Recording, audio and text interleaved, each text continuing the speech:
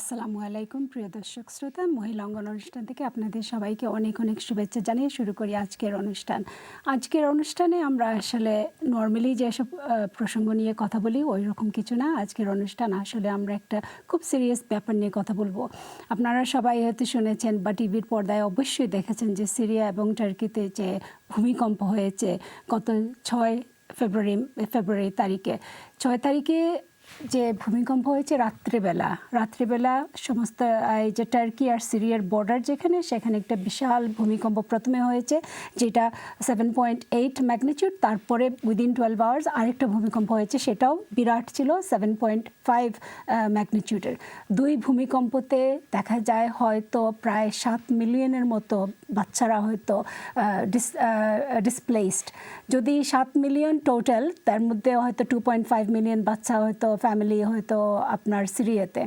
তো এই যে একটা বিশাল ধরনের একটা ভূমিকম্প হয়েছে, টার্কি এবং সিরিয়ার মানুষ খুবই এফেক্টেড। অনেক নিহতর আপনার সংখ্যা বর্তমানে দেখা যায় হয়তো 45,000-এর উপরে হয়ে চলে গেছে।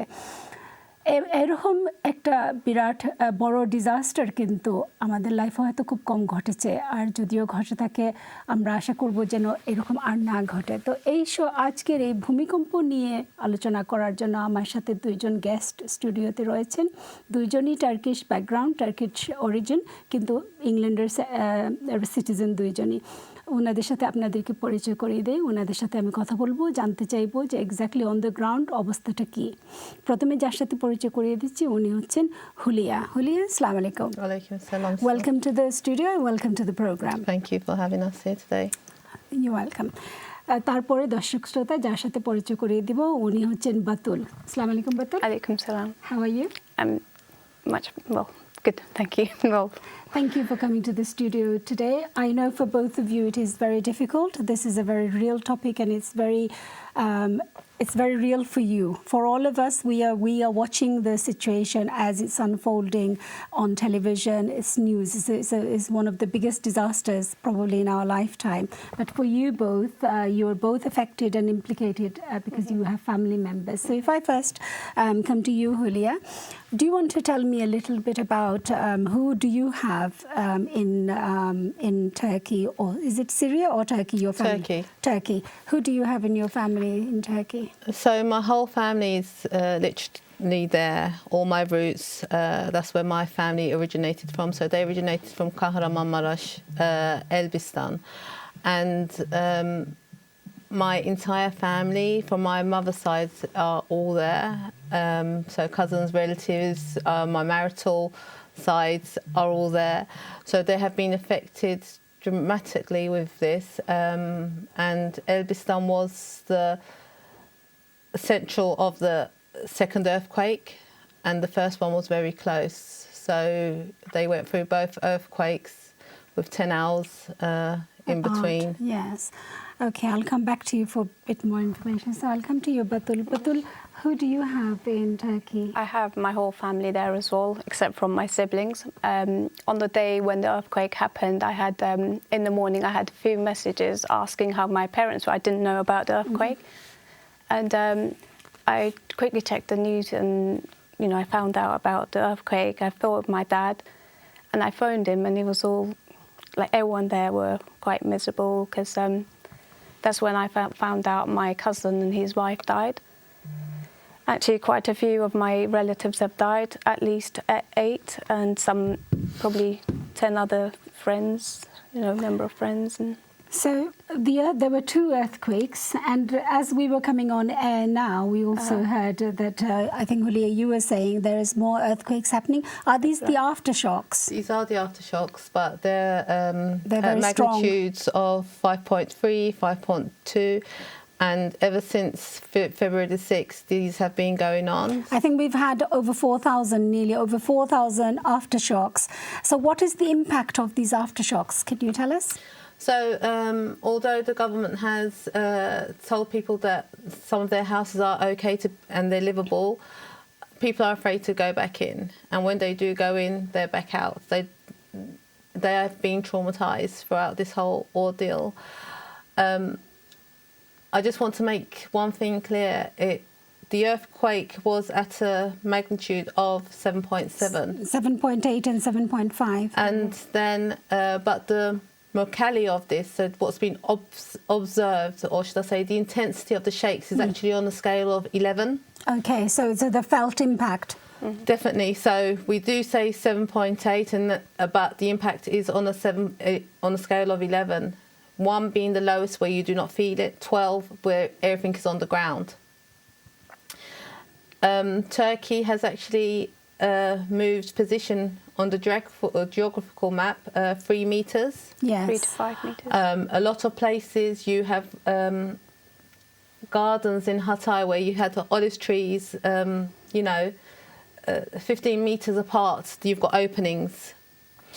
So this wasn't any ordinary earthquake. No. The impact was significant, and the people who went through this, God help them, because we feel traumatized, and those children, the people that have passed away, they have passed away. It's the people that are living now that are actually going through everything. So in terms of the aftershocks, which you've just, as we were coming on air, you said that there were 2 other aftershocks that are happening as we speak. Yeah. So these aftershocks, are they still destroying buildings? Are buildings still coming down? No, they're not. Okay. The buildings that are coming down, they're all down at the moment. Okay, so everything has collapsed that was damaged. Definitely, yeah. Over 264,000 homes have gone in these earthquakes, and thousands of people have passed away. And yet this is we are waiting for thousands and thousands of more bodies to come out of the rubble. Yeah. Because there's loads of people that have not been accounted for, and that leaves millions of us homeless, and thousands of children that have been orphaned. So we're talking about 10 cities that have been affected, with the districts that are attached to Just those. on the Turkey side, 10 Definitely, cities. yeah. So there will be more, the impact on the Syrian side is also... We had Syria, as of yesterday, had 5,800 deaths, and still we are counting because the rubble has to come up. And although we know that, yes, there is bodies underneath these wreckages, because they have not physically been opened up, we cannot count them as deaths. Can I just come to you, Batul? In terms of Turkey, does Turkey have a really an up-to-date census whereby they will know exactly how many people were based in that location? How many people have... So how many people reside in that area? Is there such a census? I think that will take time, because... So the accurate figure may never be known then in that case. How many if we people don't have died? know how many people were living there, then we will not be able to know exactly how many people are missing. I mean, they know how many people have reside in those places. Oh, so they know? Yeah, Okay. they do, yeah.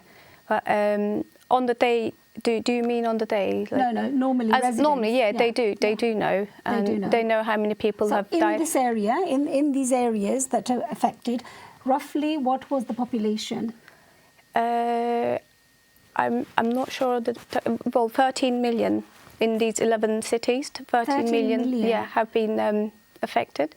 Okay. Well, so far 40,000 people have died. These are the official figures, and they do say that these will increase because they haven't actually got to all of the bodies yet. Okay. So if you can try to talk me through some of the damages. We know that some 75,000 buildings have collapsed. Within 75,000 buildings, there are, as you were saying, 264,000 buildings have collapsed. Homes, and many families used to reside there. Now, the area where, so if you go through the damage, tell me what are the damages? So the buildings have collapsed. Hospitals, schools, mosques? Yeah, well, the schools have closed now they don't know for how long it will be closed for. Some airports were affected as well, especially on the first day of the earthquake. They needed to take people, under debris, to another cities. That was the quickest way they could do, because the earthquakes were also, the airports were also damaged. So how are people coming in and out of those cities then? It has been, they have repaired the airport the next day, so they can be taken to different cities. They also use the helicopters as well. Okay. So what about the roads? Because I saw on one of the news reports that the roads, where it's been a horizontal earthquake, hasn't it? Yes, so the roads have definitely. opened up and displaced as well. So with the impact of the earthquake, we had tunnels breaking down. We have roads that have lifted up, that have split in half. Yes. But there was alternative routes that the government and the helping hands could actually use. So although the main roads were affected, there was other ways to get to the bypassing. cities. Definitely. Okay. So we've had loads of new roads that have been built. Let's not forget the impact of this earthquake. We had mountains split in two. Yes. Rocks fell in the roads. So were there any warnings before the earthquake? Turkey is a country that is prone to earthquakes. Yes. So an earthquake was expected to happen, but nobody knew when. So the talk of this earthquake has been going on for the last few years. But precisely when this was going to happen, So we didn't have any... In the last few days, No. before the 6th of February, were there any forewarnings? None. No, none whatsoever. So the geologists didn't pick up anything? No, this was something that has shocked everybody. And this earthquake has been compared to the ones in Japan constantly yes. with 9.1. But their scientists have actually opened up and said, our earthquakes happen 650 kilometres below the ground. Yes. So the effect on them would be 3.1, where Turkey's one was 7 kilometres below the ground. So that's why our effect is 11. So you cannot compare the two. No. So if I come to you, in terms of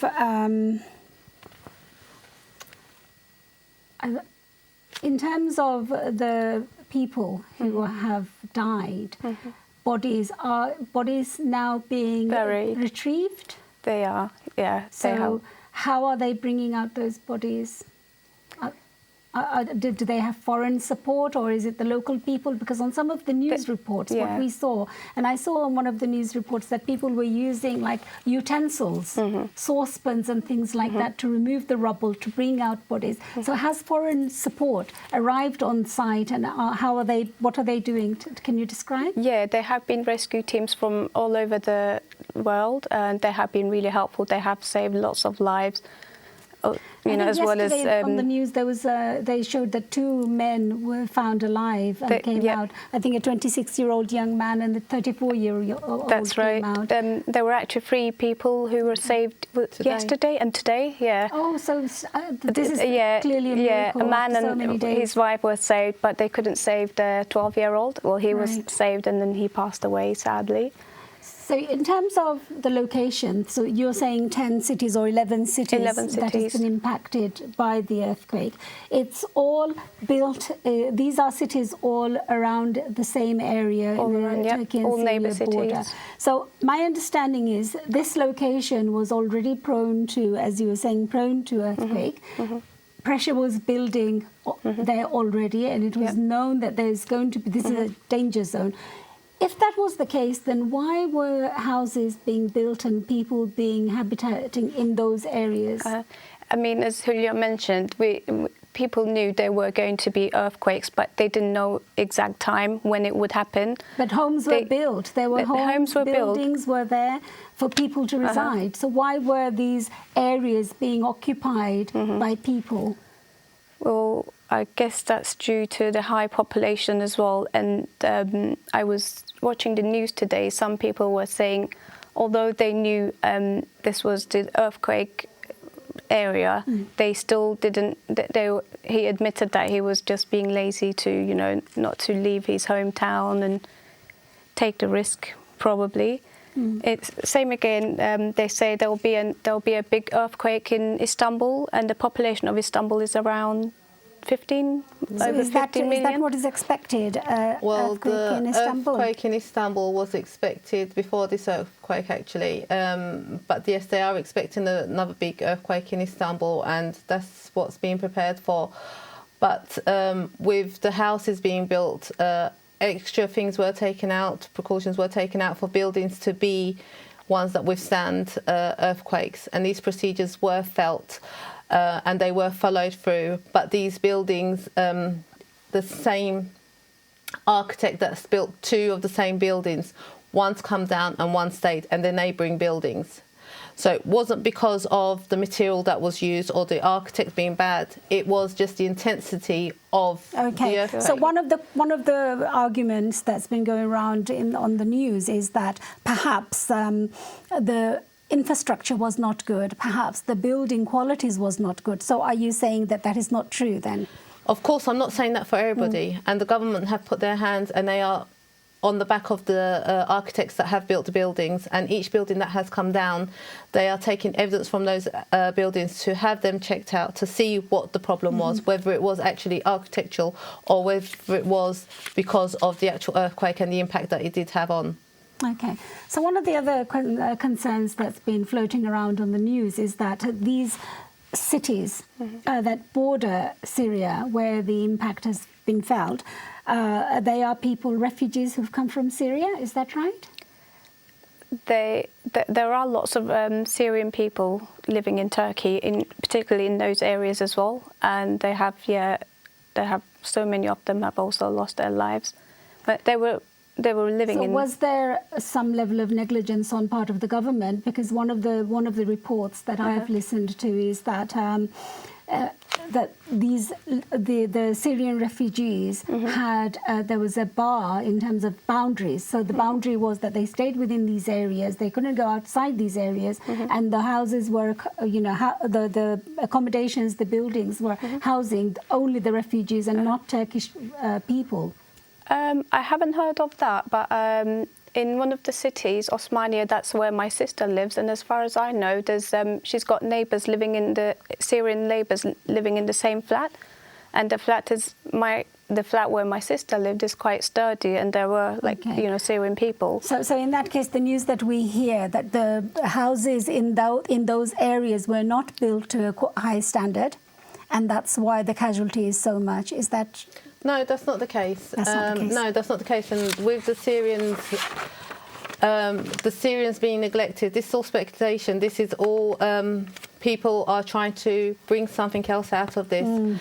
But a lot of Syrians were helping the Turkish people come out from the gravel.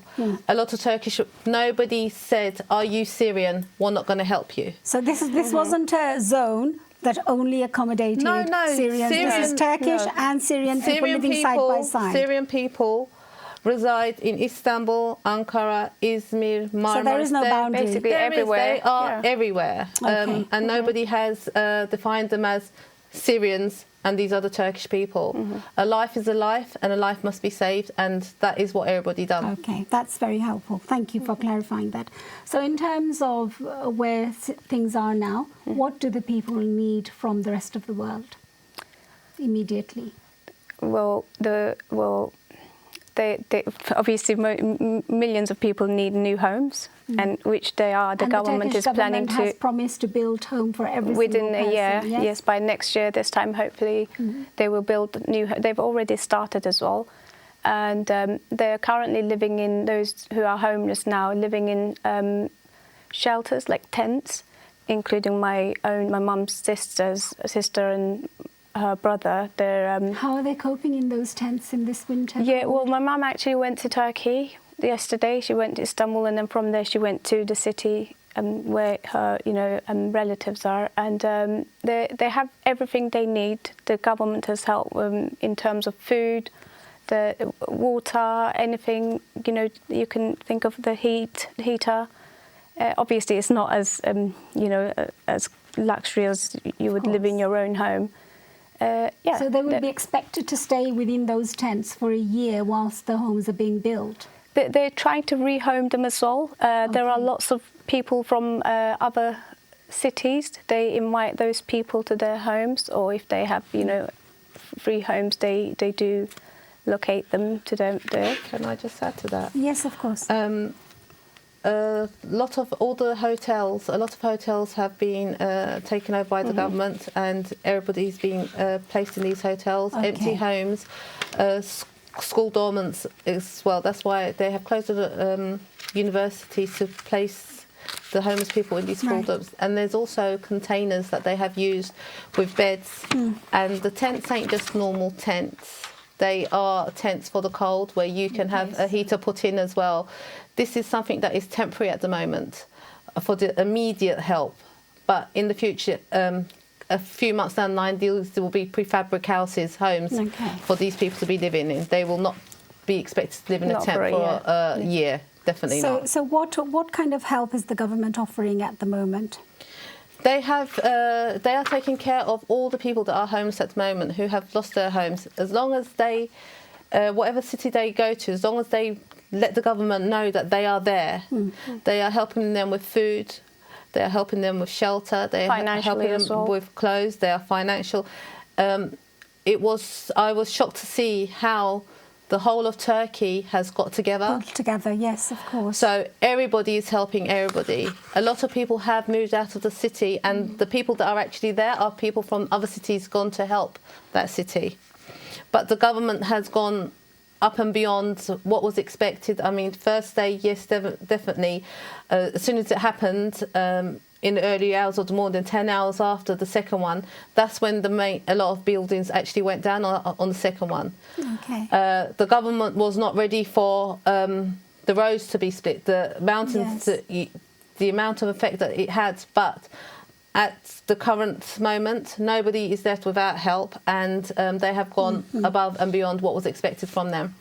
Also, when you think about it, it took so many years to build all these homes, roads, hospitals, schools and everything. And a year, the government has promised to make new homes within a year, which I think is a really short period of time. For when you think about 13 million people have been affected, and I think they're doing a great job. Thank you for coming out to the studio and joining us. We will go for a break now, and we will change our guests. প্রিয় দর্শক শ্রোতা, আমাদের সঙ্গেই থাকেন। আমরা টার্কির disaster নিয়ে কথা বলছি, কিছুক্ষণের মধ্যে আমরা ফিরে আসছি। আসসালামু আলাইকুম। আসসালামু আলাইকুম প্রিয় দর্শক শ্রোতা, আমরা আবার ফিরে এসেছি মহিলা অঙ্গন অনুষ্ঠানে। আজকে আমরা কথা বলছি টার্কির যে আর্থকুয়েক, ভূমিকম্প হয়েছে, সেই ভূমিকম্প ডিজাস্টার নিয়ে আমরা কথা বলেছি। আজকে আমার স্টুডিওতে প্রথম যে দুইজন গেস্ট এসেছিলেন, ওনাদের ফ্যামিলি আছে টার্কিতে, ফ্যামিলির অনেকজন ওনারা যে এখনও নিখোঁজ, কেউ হয়তো মারা গেছেন, কেউ হয়তো এখনও নিখোঁজ রয়েছেন। বর্তমানে আমার সাথে আরও দুজন নতুন গেস্ট। প্রথমে যার সাথে পরিচয় করিয়ে দিব, উনি হচ্ছেন Azlan. Assalamu alaikum, Aslan. Wa alaikum assalam. Welcome to the studio. Jazakumullah khairan. Thank you very much. Aslan, you have family in Turkey? Yes, I've got family in Turkey. Which part of Turkey are you from? Antakya. I come from Antakya. My hometown, Antakya. Antakya is one of the areas that has been affected by the disaster. It is. It is one of the, the very affected. Yes. All city, all villages, and lots of village actually is demolished. It is. Okay, thank you. Especially Antakya. And there is a Anatolian first mosque in Antakya was built, and it's gone. It's destroyed. Yes. It is destroyed. Yes. It's not like 10 years, 20 years ago built it. It's long time ago. Yes. There's a historical. Yes, I think I've seen some reports. It is. I will come back to you, Aslan. প্রিয় দর্শক শ্রোতা, যার সাথে এখন পরিচয় করিয়ে দিব, উনি কোনো নতুন মুখ নয়, পরিচয় আসলে কোনো দরকারও না। তারপরেও আমি বলছি রহিমা আপা। আসসালামু আলাইকুম। ওয়ালাইকুম আসসালাম। Thank you so much. Welcome আপা। আপনার তো অবভিয়াসলি অনেক নলেজ আছে এই ব্যাপারে, পলিটিক্যালি, এবং যে কিভাবে সিরিয়া বা টার্কি যেভাবে এফেক্টেড হয়েছে, আপনার কাছে এই সম্বন্ধে একটু প্রশ্ন থাকবে, জিজ্ঞেস করব। প্রথমে আমি আজলানের কাছে যাই। আজলানের যেহেতু ফ্যামিলি আছেন টার্কিতে, ওনার অনেক ফ্যামিলি মেম্বার ওখানে আছেন, ওনার কাছ থেকে জানবো যে কিভাবে টার্কিতে ইম্প্যাক্ট হয়েছে। So Aslan, you were saying about some of the historical places that have been ruined. So can you tell us what is the death toll in your town or in your city? Death tolling, we can't say at the moment, because there is a lot of buildings and they still couldn't lift them up. And today, 3 people they take him out Alive. Alive. 3 of them alive, but one is died. Out of the 3. Out of the 3. So today is like 12 days. It is. 12 days, and it is a miracle that after 12 days there are still people coming out of there alive. It is a miracle. So Alhamdulillah. Alhamdulillah. In terms of, your is it Ankaria? No, Antakya. Antakya. Hatay. Yeah. Yes, I've heard about Hatay. Hatay, yeah. Yes, Hatay. So in Hatay, what is the population of Hatay? Actually, Is it a very dense population? It is. A lot of people live in Hatay. It is a lot of people living in Hatay, and also we have got lots of refugees there because we are border to Syria. Syria, okay. Yeah. And we have got lots of brother and sister. I don't want to say Syrian. I don't like that word. Even our president, he doesn't like that. But if I want to explain, Yes. I have to explain like that. Okay. Yeah. So in terms of the government support, how quickly did the government support arrive to Hatay after the earthquake? They trying to come early, but Hatay is a bit different city, not like Kahramanmaraş, not like Gaziantep. He is the last of city in the, On the border. In the border. If you can see if you look at the map, he's the last city. That's why, and the roads was Lifted, yes. and then everything. But still, they're trying to come by helicopter, by ships. Yeah, there is Iskenderun. It's a seaside. Okay. It's very close. So they're coming by the Yes. sea. They're coming by helicopter. Ships take to all the who's not willing well people. They taking them to the Mersin with the ships every day, every an hour.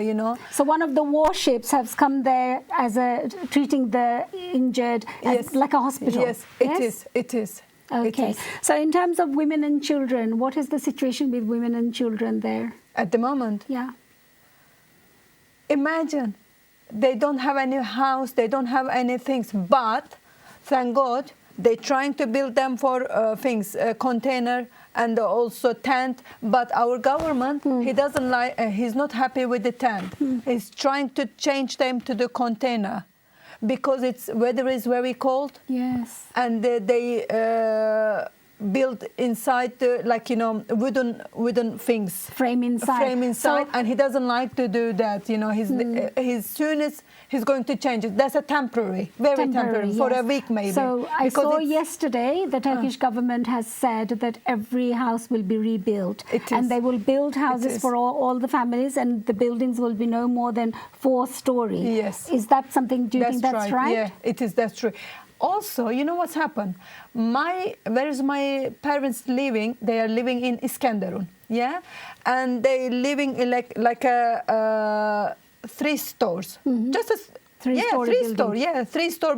Actually, if you don't count the ground floor, 2 stores. Okay. Yeah, and my mom's side, they've got 2, one is stores like that, other one is here. Yeah, their stories, okay, they had some problem, but it's not like other one. But the other one is completely gone. This is the same. So I guess what you're trying to explain is that this is not to do with the infrastructure or the quality of the build. It is the nature of the earthquake. It is. Yeah. That's definitely the nature of earthquake. But still, the constructor and everything, you need to leave other side.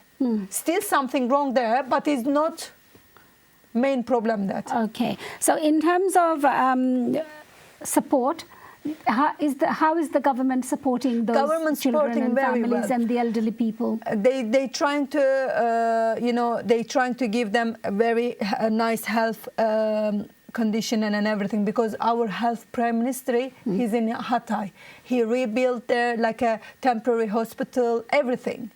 Already there, yeah. Already they just come there. They're already there. So in terms of your family members, is everybody okay in your family? Yeah, my mom and dad okay, but other family members not. Have you lost? I did. I lost 4 cousins. Oh, it's very sorry 4 to hear that. first cousin. I lost them. One is they took him out the 2nd day. Other one is they took her out 5 days. And Yes. Very sorry to hear about the loss It of is. your family and many other families. There are thousands of families who have thousands. lost. And also my mom's side, she's very big family. She's got very big family because she's got 11 uncles and her children, and she's got 5, 6 aunties, mom's side, and all their daughters, their children and the grandchildren. They are survived? No. Most of them, they couldn't reach them yet. Because I'm saying it's quite remote as well. It is, and also it's not 1 or 2 so cities. Is it closer to the epicenter then, where the actual? They are in the city. Yes. Okay. Yes. Okay. So that's why it's a city center. So the devastation is far greater in Hatay than other places. Is that what you're saying? It is. Okay. It is. Again, very, very sorry to hear about your loss and what your country is going through and your people are going through. We can only pray and ask Allah for support. Inshallah. And I know that on the ground, Rahima, I know that on the ground there are 102 countries that have offered to come and support Turkey. On the ground there are 88 countries that are supporting Turkey through this difficult time. What are we as the British government and people of Britain and United Kingdom, what are we doing? I mean, well, they've obviously launched the DEC. That was much funded by the government for 5 million. But when we see over 50 million has been raised by the public alone for the DEC. And then, of course, there's all the separate entities going on. And obviously, we have sent over from this country experts in trying to find the survivors and help, as we've seen on the media. This is long term. This solution is not going to change overnight. 17 million people that have been displaced. Again, it's not, temperatures of, between -10 and -16 degrees.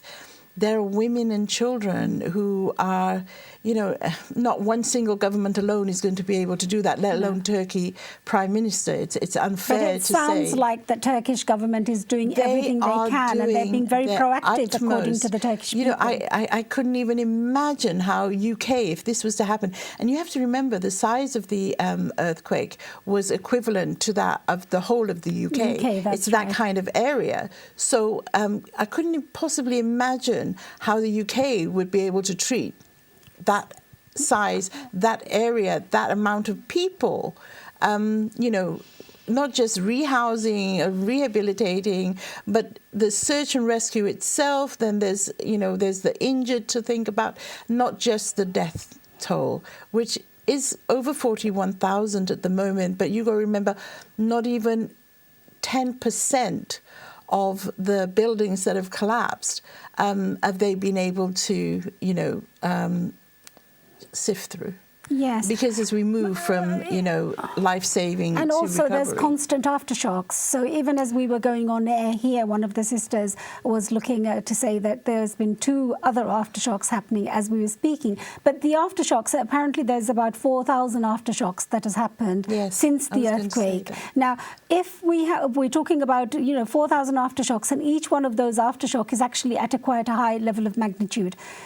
So one of the ones, I think, as we were here, it was 5 point something, which is, again, it's quite strong, quite severe. Now, one of the things that I was asking my guests prior to you arriving was that there has been a lot of media coverage on this, on our television screens, on our mainstream media. But I still feel that listening to the coverage by Al Jazeera or the Turkish news, it seems quite different. So the British media coverage was focusing on how these were disaster-prone areas where pressure has been building and homes were being built for Syrian refugees. But what we have heard from my guest is that this is not Syrian refugees alone living in those areas. Turkish and Syrian people are living side by side. There was also criticism about the Erdogan government not reaching and being delayed in coming to send aid and rescuing these people. Now, what is the Turkish people clearly dispute that. Why do you think that is the case? Yeah. I'm going to be quite blunt, to be honest with you. I think, what Erdogan has done is been so, not just pragmatic, but it's been intense. It's from the heart. It's heartfelt. He doesn't see Syrian and Turkish as different. He sees them as one. And he, it's one of the countries that has the largest amount of refugees. So it's not like he sees them as something different.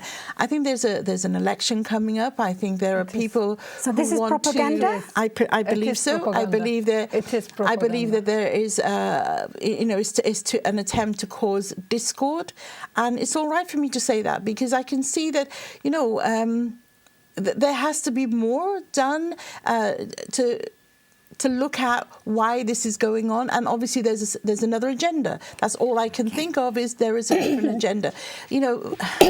Not one government could have coped with this by themselves. No. And yet, 20, as you said, 32 different countries have offered to help, and they are 102 helping. countries have offered to help, and 88 countries are on the ground who have already given people. But I think the Erdogan government asked for help straight away, and help was offered. But coming to that point then, the Syrian government was very slow, according to our media, in opening the giving access to foreign aid or foreign rescue people. So why was that then? Or is this also a myth? Well, from what my understanding is, some of these areas were inaccessible. And you have to remember, we've just spoken about there were 6 major earthquakes plus 800 was it 8,000? 4,000 aftershocks. 4,000 aftershocks. Over 4,000 aftershocks. So but what the media is focusing on is that Syria is not allowing access. They've only opened up 2 access points now. Is that true, or is that also another anti-Syrian I think that's logistics. campaign? A lot of it is logistics. I think a lot of it is how soon can they get that aid there? How soon is it possible in a helpful way? I don't think for 1 minute that the president of Turkey, Erdogan, would see any different. He's never seen them any different So the before death that. toll on the Turkish side is nearly 45,000 people so far, and it's still continuously rising. But the death toll on the Syrian side is still under 6,000. Is that accurate? I wouldn't think it is accurate. I think that the issue that you also have here is where was the epicenter? Yes, in Syria they would have felt it. It would have been I think it was about 100 less. miles away from exactly. there or It would be less. Turkey was at the epicenter, and as we said about the sister, even her own family, and the number of lives that have been lost, the number of lives of women and children, men, losing wives losing their husbands, their children, their parents. This is an issue that not only you are looking at those who have died, but you're also looking at survivors. In Syria side, as you said, they've only just opened their borders. It's still an area of conflict. There's still a little bit of mistrust, which happens. But at the end of the day, they also were a little bit further away. So the magnitude of the disaster and the earthquake affecting them is less than it was in Turkey. And, but I really can't say enough how much this president has done to help those, regardless of whether they're Turkish or Syrian. So what we've heard earlier before you came onto the show is that work has already begun in terms of rebuilding homes and placing, housing those people who have been affected. Coming back to you, Sister, was there anything that the government could have done to prevent this disaster? Our government? Prevent, you mean? The disaster, obviously earthquake is a natural disaster. It is. Yes, but the impact of it is on the people. Is there anything do you think that could have been done to prevent that or to make it less? You mean? The impact Impact on people. People. Yeah.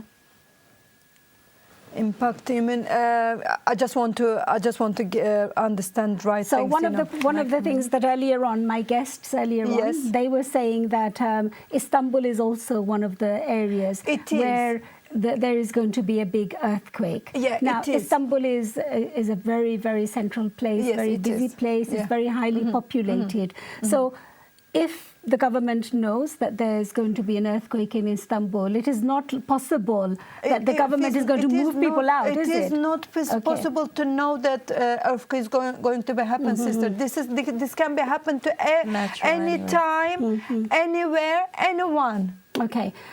Was there anything that could have been done to prevent or lessen the impact on human lives? Because we're talking about millions of people displaced and millions of children and women displaced and killed as well. Is there anything that could have been done in terms of the infrastructure, knowing that this was a high-risk area? There are regulations really strong. I mean, I've spoken to a few lawyers. There are regulations, and in Turkey. And it's not that that there aren't any. There are strict regulations in Turkey on building and compliance. Now, I know that the Turkey minister has said that warrants will go out for arrest for any of those that are found to have used cheaper materials, compromise the quality of the build, and those are being things. So as far as the government is concerned, those regulations were in place. It's those builders, contractors who build them with, and didn't have a conscience that should be blamed for that. But you still can't put all the blame on the contractors. This is a natural disaster. Of course, although it was known for about 2-3 years there would be earthquakes, nobody could have foreseen the magnitude or the height of them, because I think in 1993 or 1999 there was an earthquake. About 30 years ago, they said, 1999, right? Yeah. There was an earthquake just outside of Istanbul. I think about 30 years ago there was a big earthquake as well, wasn't there? Yeah. So I mean, it's not. It's not that it's not known, but nobody can actually tell the magnitude. It's like us in Bangladesh. In Bangladesh, do we know the level of flooding? Do we know how many people are going to die? Do we know the destruction? Flooding and everything. You can't know. It's not conceivable to be able to be in that position to know everything.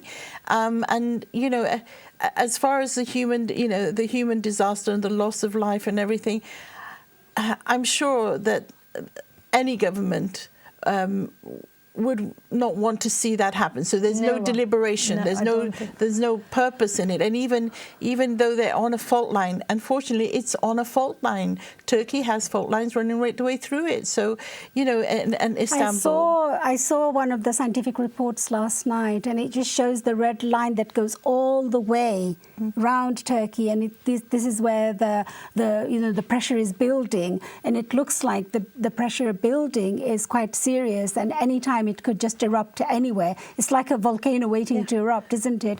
Which is very serious, and it's devastating. But I guess for my guests who've come to the studio today, and you've lost family members, you still have family members that not counted for, and you are very happy with the way your government is responding to this. Course, so in terms of the rebuilding, how long? I know my previous guest was saying that it's going to take about a year to rebuild all of this. It is. They said is this something a year. You think? Yeah, it is. Our Prime Minister said as well. Let me go to a break, and after the break we'll continue the conversation. দর্শক শ্রোতা, আমরা একটা ছোট বিরতিতে যাচ্ছি। Thank you. আসসালামু আলাইকুম প্রিয় দর্শক শ্রোতা, আমরা আবার ফিরে এসেছি মহিলা অঙ্গন অনুষ্ঠানে। আমরা কথা বলছি আজকে টার্কির ডিজাস্টার নিয়ে। টার্কি এবং সিরিয়া দুই দেশই impacted by the devastating earthquake they have suffered on the 6th of February. So in the studio we have two guests. Before the break we've seen them both, so we will carry on the conversation. So Hulia, welcome back.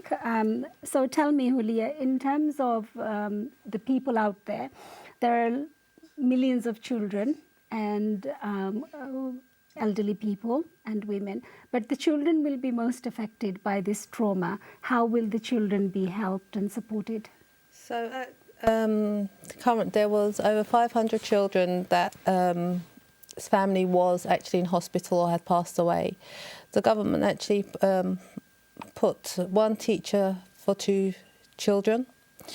And throughout this, they have been taken care of. And although these, even as a parent, if you're going to ask for your child, you need to prove that evidence that this is your child, or you're not going to get that child. Because there was a lot of talk about childs disappearing or being kidnapped or going into organ mafias, etc. But the government has thought of everything that we are thinking about later. So when we say to, when you ask, was the help actually quick enough? Did they get there?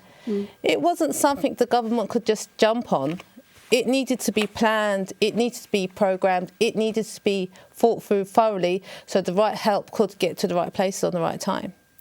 And it was about accessing these places. And if you're not able to access these places, this wasn't any kind of earthquake. No.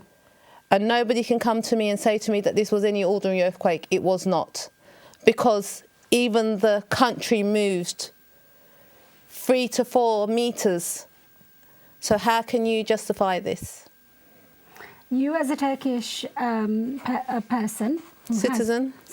Are you a Turkish citizen? I am indeed, okay, yes. So as a Turkish citizen and a person who has a number of your families who are there at the moment, you are very satisfied with the response your government has given. What about foreign governments and foreign aid? Has that reached your country in time?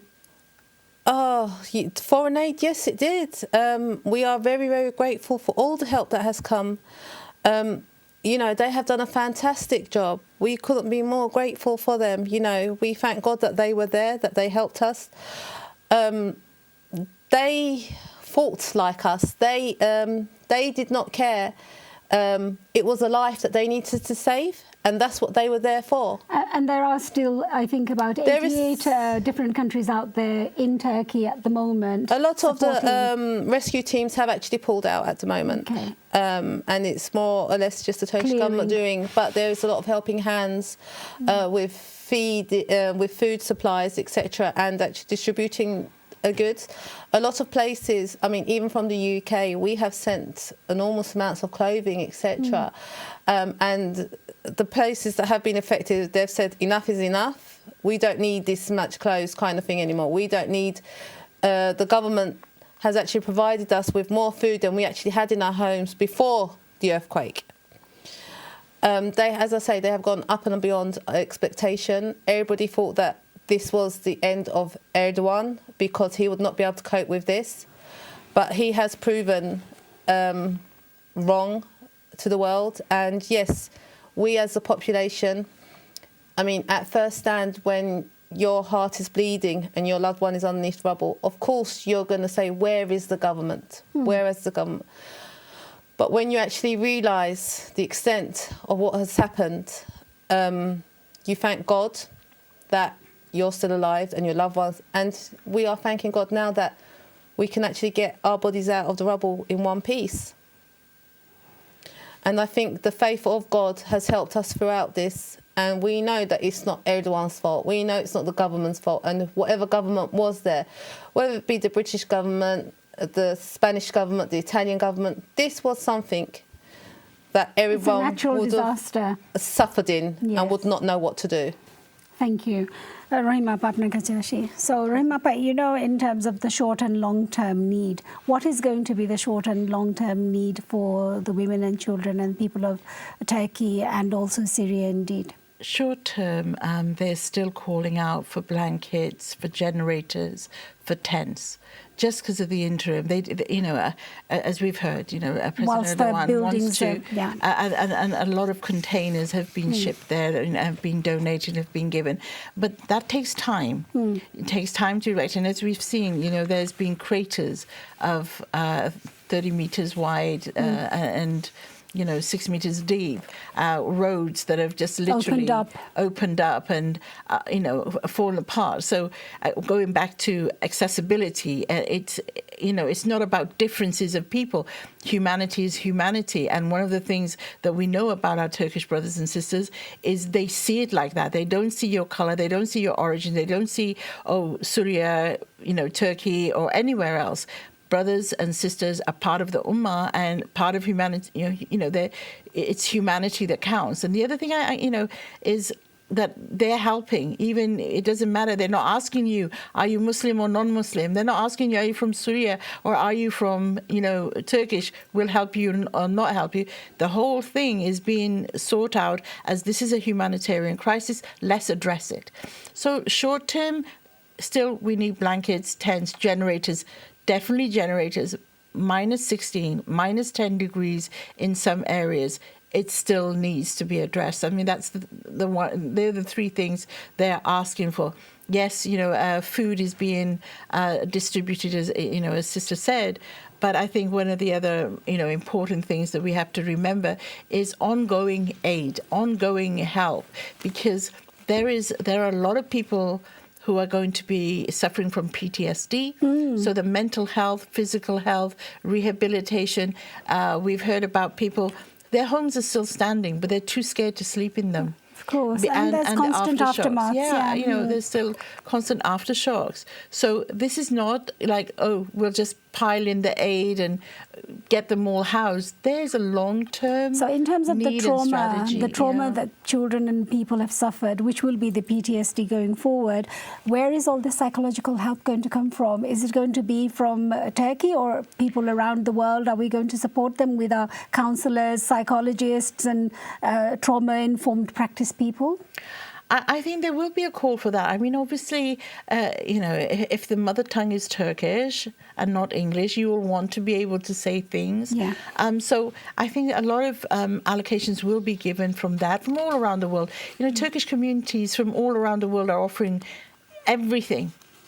I've seen people give up everything from their house, just gathered it up and said, I'll get this back. Let's just give it, And that's the generosity. That's the feeling of Iman. And that's the feeling of, for humanity. The unity and as well, isn't it? Yeah. It's just, I have to say, Alhamdulillah. Absolutely. Because we are of our faith, we don't see those differences. Because we are of our faith, we know that Allah subhanahu wa ta'ala has shown mercy. Because whichever way we look at it, bad is good, good is good. It has a purpose. But when we're looking forward to how this is, we also have to remember there's a cultural side of things. There's the religious side of things. There's the cultural side of things.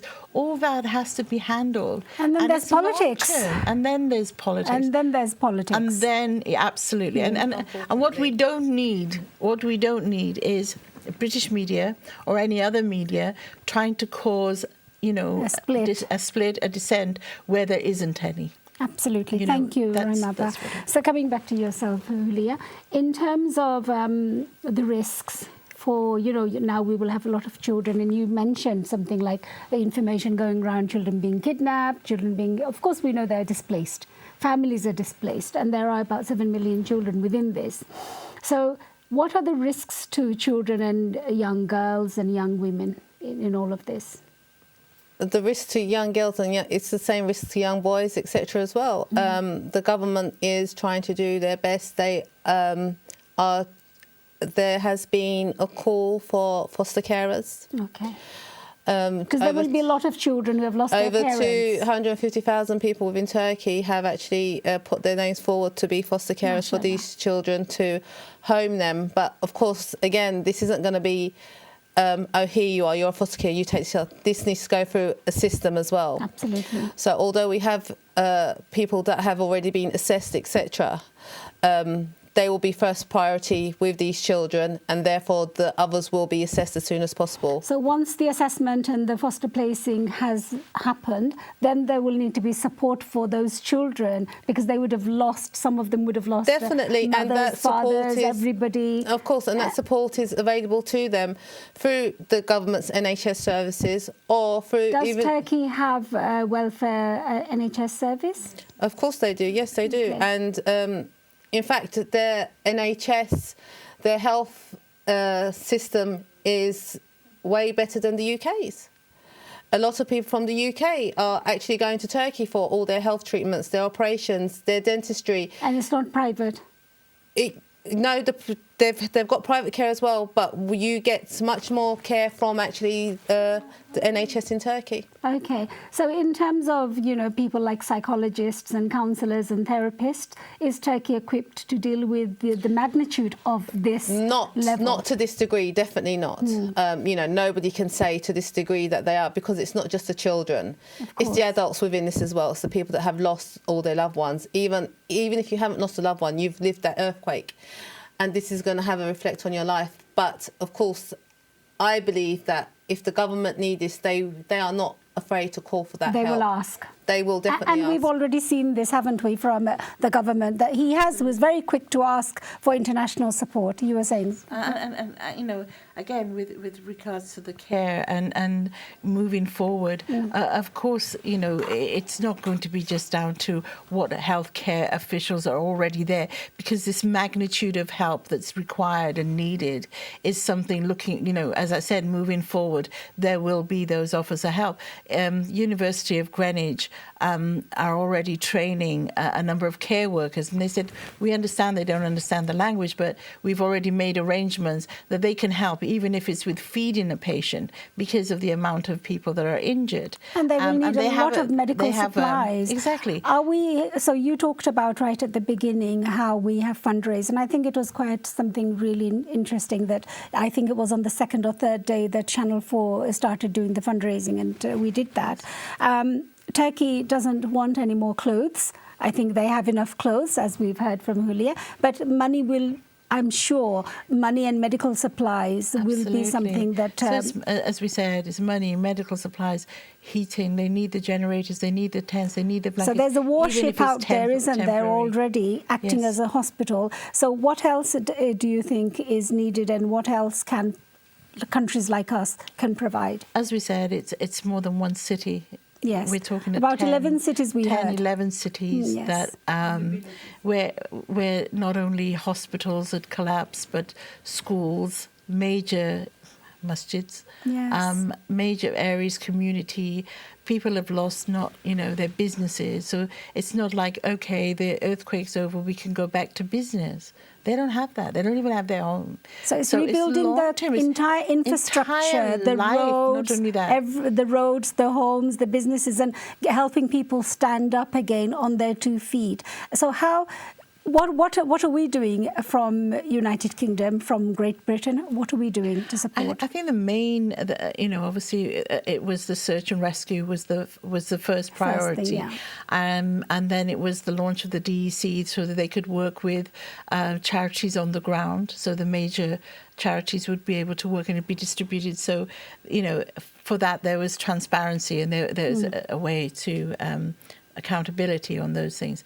Moving forward, of course, there's so much more needed, and we know that trauma impacts on your own DNA, so it travels not only for your lifetime, but for maybe 2 to 3 generations. It freezes, and it can trigger. It can be triggered at any point, at any time, by anything. Absolutely, and if anybody has been through trauma, they will realize, even a minor trauma, as you said, it can be triggered. So something like this, where and that your family have.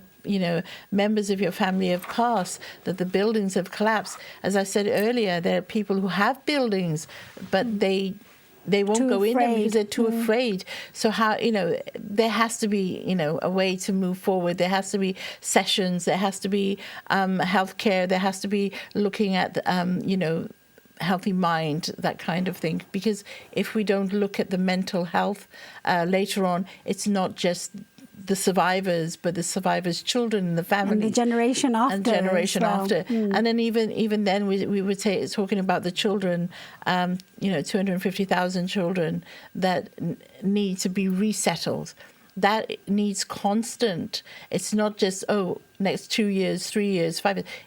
It could right up until adulthood, and then even further, they may need some kind of counselling or help. So I would like to think, and I'd like to hope that, the countries that have been involved, who see it as a humanitarian crisis, has the expertise that they will offer their help to the Turkish government and make that possible. And the acceptance will be there on their part as well, from the Turkish part. Just coming back to you, Julia, on another matter. So Turkey has been a very popular tourist destination for Muslims around the world and non-Muslims as well. It's a beautiful country, and I've been myself many, many times. Do you think now this has come to surface that Turkey is actually a hotspot for earthquakes? Is that really going to have an impact on the tourist industry? I think it will, definitely.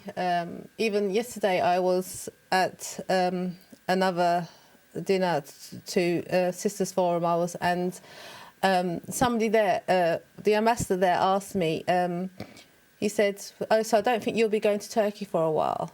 And I said, "Well, actually, I'm going on Wednesday." And he said, "Oh, you're not afraid?" And I said, "Well, how can I be afraid?" He said, "But the earthquakes are still carrying on." And I said, "Well, we've had so much help coming from outside. They've been helping my people, not counting for their own selves or their self-being. And now you're saying, why would I go and help my own people? Of course we would go. Of course they would. But I always believe also, Turkey is a place where everybody loves, and it's where everybody's money is actually, valuable. They can spend as much as they want. It's a place that's a cheap destination for a great holiday. Their money is valuable. So I do think, yes, it will have an impact, but I'm not thinking that it's going to have that much of an impact, because as the summer kicks in, Turkey will have settled down. So therefore, I will definitely always be going. And as I said, I'm a foster carer myself for Islington Council. Okay. And if they even called for my help and support throughout this, I would go. There's a large Turkish community in North London. In North London and in the world as well. We are everywhere. Yeah, Russia, Germany, Holmes. And so if there was a call for help, people like me would run and help our own children. If I did not have a placement here, of course I would run and help those children there. So I guess you being a foster carer yourself, you would be here, you would have the access to a lot of the training that's available for foster carers, a lot of the learning that you have earned here. You can take that over there and you can train yourself, some other foster carers, and you can help them do things, Of course you can, everything that we do is, we receive certificates from all the training that we do, and it's ongoing training. And I've been a foster carer for 15 years. So I'm one of the experienced foster carers, and the children that we deal with are normally always traumatised anyway, or they've had losses. Yeah. So although I'm not a professional within psychology, there is things that I have learnt throughout my career, which, with the support of someone that is professional, I could give to that child. Absolutely. And if my help is needed, I would be willing to run to my country to give them that support. So, Appa, coming back to you then, people like myself and people like my viewers who are watching this programme must be sitting at home and thinking, what can we do to help Turkey? What can we do? And you were talking to me yesterday, messaging me saying that you're thinking of putting a group together. Yes. So can you first of all say, what can people from here do? And we've already heard Julia saying she's got skills. She's a foster carer. She'll be able to go out there and share her knowledge and experience and skills out there. What can people do? And then if you want to talk about your group that you're planning to take. Well, I mean, the first thing is don't just think you can all rush out there, because please go through the ambassador and people who are working, either you're going with a charity or you're going as part of a group, because you don't want to be a burden to the people you're trying to help. Absolutely. There's not enough accommodation for those who are displaced without everybody wanting to rush there. We know you have good intention. We know you want to help. The group I was hoping to take out, and I'm hoping, inshallah, it will be possible, is along with carers who can help just to, where language is not going to be the issue. It's about feeding, it's about caring for them. They are qualified, they'll be qualified carers, but also teachers. My sister is also a teacher, and she was head of an exclusion unit. So she, again, knows about trauma, she knows about behavioural therapy and stuff. Yeah. Therapy and things like that. Now, what can we do? I mean, if we can, I suggest that we do a few things online, because, where it can go from an online platform so that we can advise. So people like yourself who have experience, not just experience of being a foster carer or a social worker, but have life experiences of knowing what it is to deal with trauma of any kind, and children and women and men and boys, you know. We know what safeguarding is about. We know how to, you know, what's necessary to be in place. And we could do that online, just so that we have enough people and train up enough people to have the awareness that, you know, there's going to be difficulties moving forward, you know, and that there's help out there. Set up a helpline. You know, mental health is huge. Also, You know, I think in terms of the huge. Turkish community here, and I think I'll ask Huli about that, in terms of the Turkish community here, how can we help the community here? Because there will be not everybody who can fly out there. Yeah. They will have restrictions, age, ill health, but there will be people who would have lost somebody or know somebody who has lost lives. So how is that being supported, and how can communities here support? Well, we're a large community here, and there is lots of groups within, and I'm a part of a few of those groups myself. So I've been running around actually trying to support people, help people, and actually gather stuff to help aid for Turkey. So everyone has actually connected with one another, and the people have given their support to the ones that cannot move from here. Maybe they haven't got status to leave the UK. Maybe they haven't got funding to go. But the people here have put out a hand out for them and are supporting So everybody them. is supporting everybody Everybody's else. supporting. That's No, it. yeah, nobody is speaking about politics. It just seems to be the That's fine. TV. No, thank you very much. Thank you both, and thank you to my previous guests as well for coming to the show. And we've run out of time, so I'm not able to come back to my guests for their last words. I do apologize. Thank you for watching the program today, and please do help the communities around you and also our brothers and sisters in Turkey. We must all be able to hold a prayer for them and wish them the very best. Thank you for watching. Assalamu alaikum.